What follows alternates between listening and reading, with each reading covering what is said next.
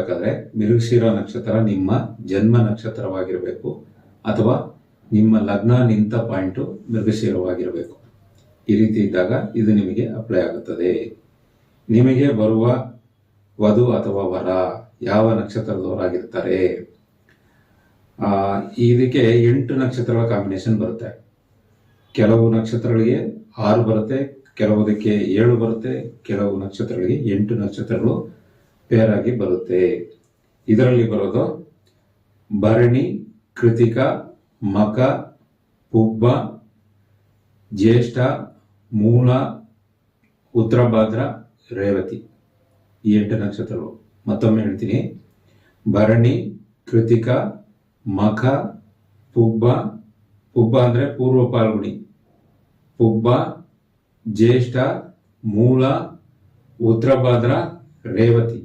ಈ ನಕ್ಷತ್ರ